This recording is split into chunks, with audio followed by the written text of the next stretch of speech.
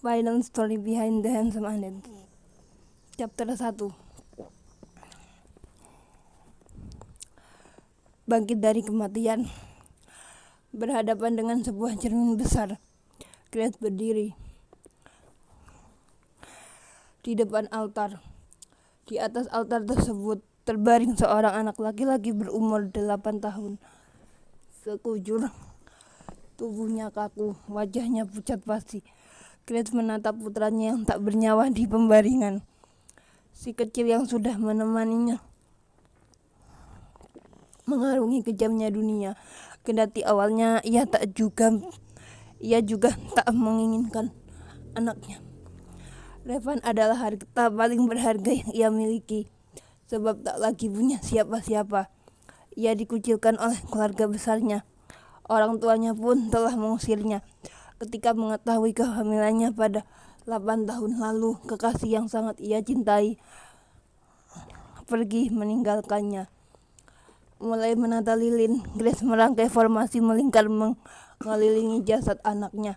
Kemudian komat kami membaca mantra sambil memutari altar. Maria, please come to me. I need your help. I need your help. Dengan khusyuk dan hikmat, Grace terus mengulang-ulang kalimat yang diucapkannya selama mengitari jasad putranya.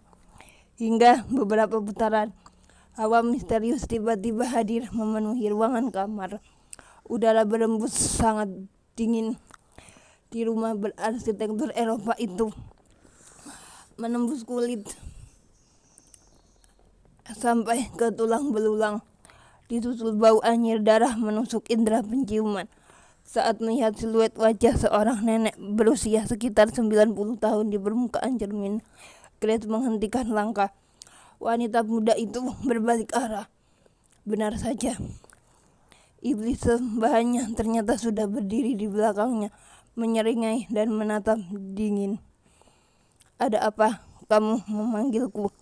Dengan suara paraunya, Mariet bertanya.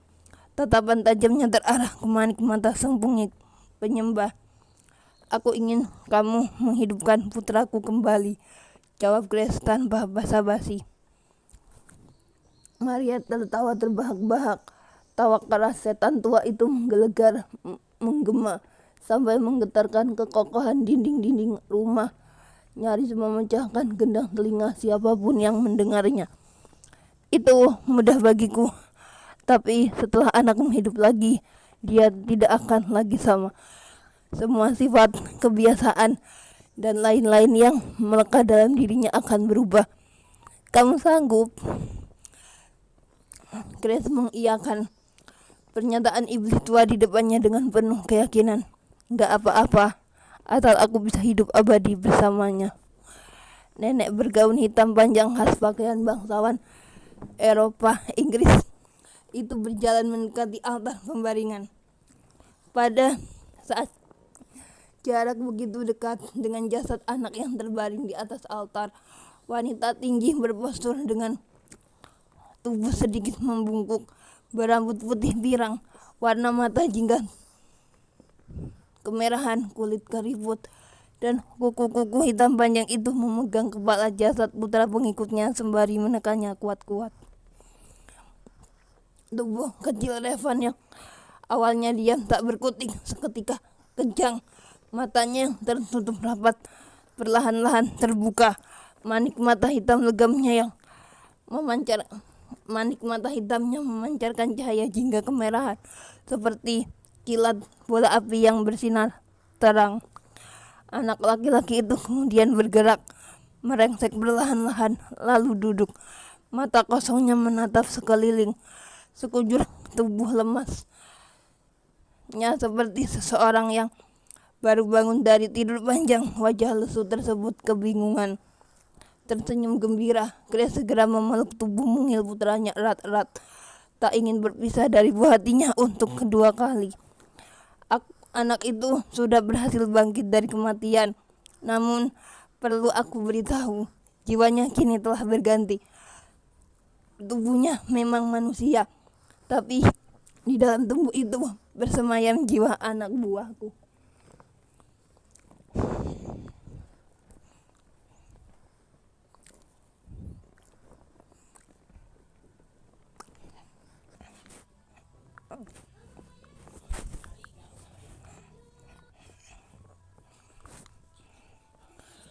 Grace Inge adalah seorang gadis keturunan Panglima Belanda dengan putri dari seorang abdi dalam pribumi yang mengabdi kepada pemerintah kolonial.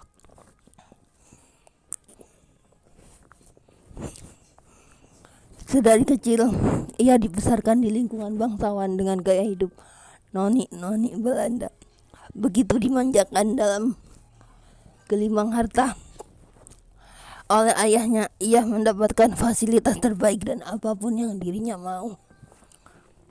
Namun, dirinya mau kehidupannya sangat bahagia bagaikan seorang putri raja. Namun semua hancur saat ia bertemu dengan seorang tentara Inggris yang membuat dirinya jatuh cinta.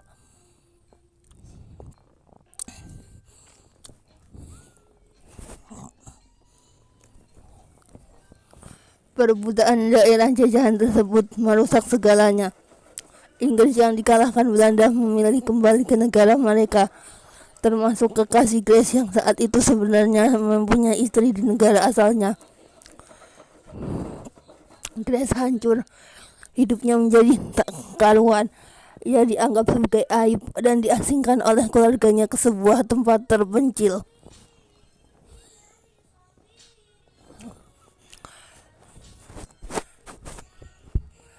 Kedatangan sekumpulan pasukan Jepang menambah keruh suasana. Sering terjadi kekacauan di wilayah Batavia. Peperangan antara orang-orang pribumi yang memperjuangkan kemerdekaan dari penjajah Jepang membuat keadaan semakin runyam. Di saat Grace tengah hamil besar, ia diculik dan menjadi tawanan Jepang. Mereka menyiksa Grace dengan sangat kejam setiap hari sampai sekarat. Di saat itulah Maria datang menyelamatkannya. Iblis tua tersebut memberi Grace tempat tinggal dan kehidupan yang layak untuk ia dan bayinya. Di sebuah rumah yang terletak di tengah hutan, Revan terlahir tak normal ke dunia. Pertumbuhannya juga tak sebagus anak-anak lain. Pada usia 5 tahun, ketika anak-anak sudah pintar mengoceh panjang lebar, Revan masih berbicara terbata-bata. Beberapa kata terkadang terucap tak jelas. Kehidupan tertutup yang dijalani bersama sang ibu membuat kemampuan berbicaranya terkendala, disebabkan terbatasnya kosakata yang didengarkan. Nama panjangnya Revan Emerald de Cajever. Ia hanya mengenal hutan tempatnya lahir dan rumah tinggalnya bersama sang ibu, tanpa pernah melihat dunia luar. Ia lahir sebelum waktunya. Revan terpaksa dilahirkan dengan kondisi tak sehat karena saat itu keadaan tidak kondusif. Ditambah sang ibu mengalami penderitaan.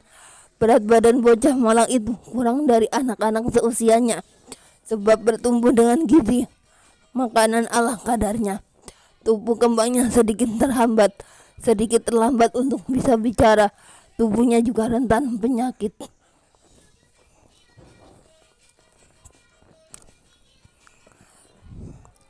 Untuk memenuhi kebutuhan hidup mereka, Grace bekerja sebagai penari di sebuah kafe bar seorang pengusaha Jepang. Ia terpaksa meninggalkan Revan sendirian di rumah dalam waktu lama. Selama ia bekerja, Revan sering bermain di hutan. Kadang anak itu bermain ke air terjun yang tak jauh dari rumah, atau berlarian di sekitar tempat tinggal mereka. Ia bermain bersama rerumputan, hewan-hewan penghuni hutan, dan ikan-ikan di hulu sungai, melampiaskan kesepian. Hingga terjadi sebuah bencana yang timbul dari rasa penasaran Revan terhadap dunia luar. Bencana tersebut menewaskan anak malang itu, sehingga harus menjalani kehidupan kedua. Tatkala melihat sang ibu tengah berdandan bersiap untuk bekerja, Revan sudah terbangun dari beberapa menit sebelumnya. Ketika ibunya berjalan mendekati divan tempat ia berbaring, anak itu kembali memejamkan mata, memilih pura-pura tidur. Lantas sang ibu mengusap kepalanya. Keningnya dicium penuh rasa sayang. "Good morning, my son," Semoga harimu menyenangkan. I hope God always blessing you. Sepeninggal Grace, Revan segera bangkit, mengikuti jejak kaki ibunya sampai keluar hutan. Revan terus berjalan hingga sampai jalan raya. Ia takjub melihat hamparan jalan raya yang membentang luas. Banyak orang warawiri, mobil-mobil klasik berlalu lalang. Revan terus melangkah, berbaur dengan langkah orang-orang pribumi. Dia melihat banyak bangunan megah menjulang tinggi, suatu pemandangan mengagumkan yang belum pernah ia lihat. Waktu melangkah cepat, tak terasa hari sudah siang. Matahari telah berada tepat di atas kepala. Suasana yang tenang perlahan berubah menjadi kacau. Terjadi bentrok antara para pemuda dengan ikat kepala warna merah putih membawa bendera berwarna senada dengan sekumpulan pasukan Jepang.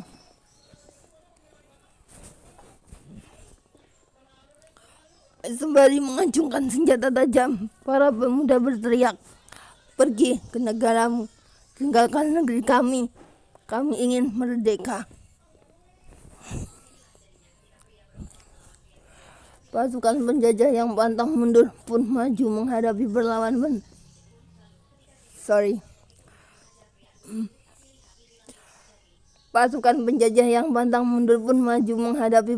penduduk pribumi.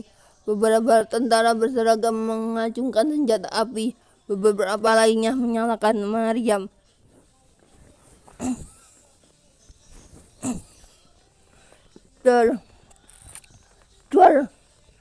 Brak, perang. Tolong!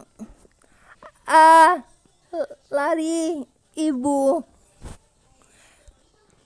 Teriakan, rintihan, dan barang-barang yang sengaja dihancurkan beradu dengan desingan senjata api dan tembakan meriam. Udara yang semula bersih berubah kotor. Kepulan asap menyebar kemana-mana, memenuhi jalanan kota, membumbung tinggi ke cakrawala. Udara dicemari racun senjata api dan meriam di tangan pasukan penjajah.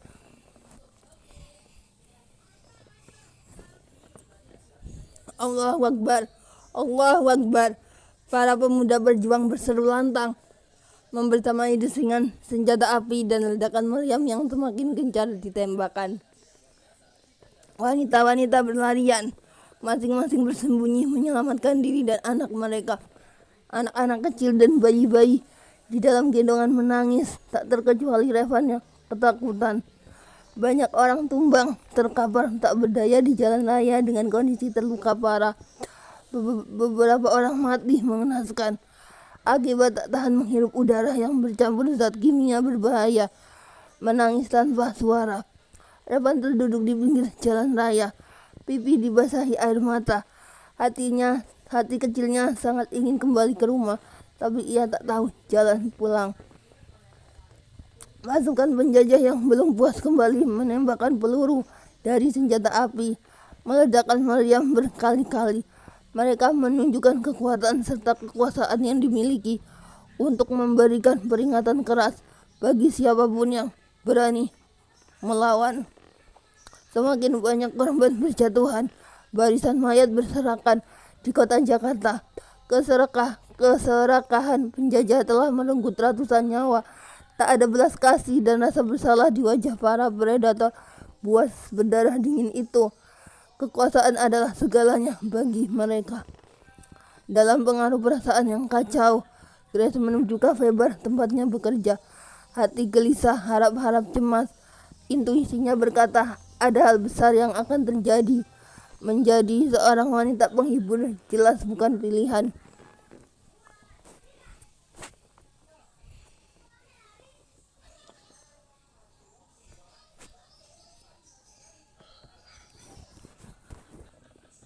Namun kebutuhan hidup memaksanya melakoni pekerjaan itu. Fasilitas yang dulu pernah ia dapatkan sebagai keluarga konglomerat Belanda untuk bisa bekerja di perusahaan-perusahaan besar sudah tak berlaku.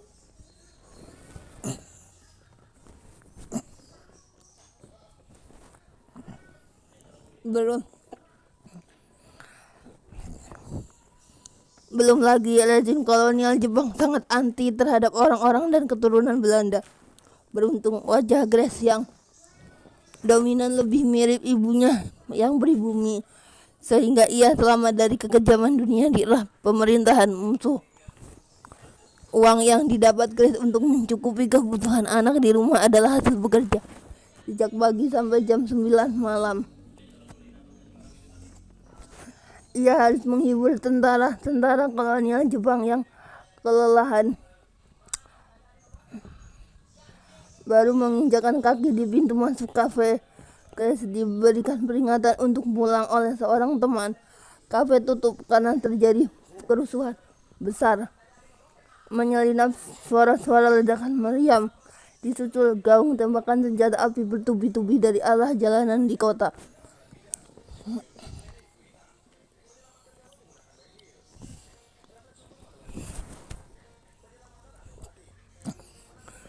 Aroma udara tercium menyengat. Grace segera berlari pulang untuk menemui putranya. Ia abaikan kerusuhan, terus berlari menuju rumah agar dapat bertemu sang buah hati.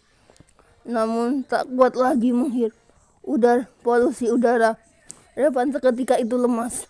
Tubuhnya limbung di atas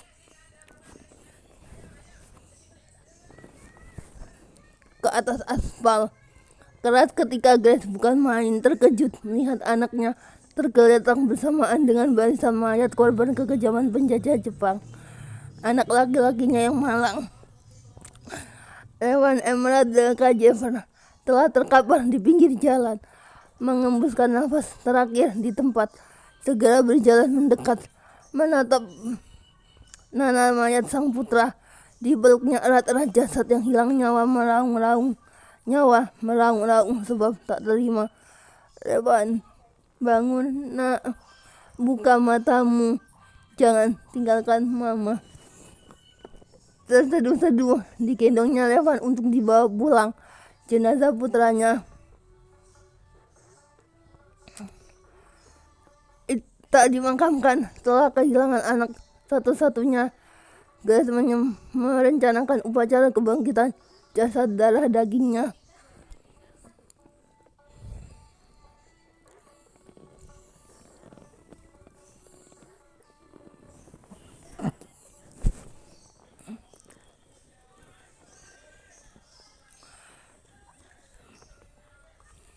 Revan menatap linglung wajah cantik ibu yang sudah melahirkannya. Lamat-lamat, mama. Satu kata keluar dari mulut anak itu. Kata-kata yang biasa diucapkan terbata-bata tiba-tiba terdengar sangat jelas. Peluk Grace kepada putranya semakin erat. Bahagia anaknya bisa hidup kembali, mampu berbicara dengan lancar seperti anak-anak seusianya. Dengan mata berkaca-kaca, Grace meminta, "Coba ulangi lagi." "Mama, I'm afraid. Mereka membuatku takut," kata Revan lagi, menjelaskan apa yang dia rasakan beberapa jam sebelumnya. Grace mengelus lembut puncak kepala anaknya. "Don't be afraid. Mama di sini. Mama akan melindungi Revan." Bersambung.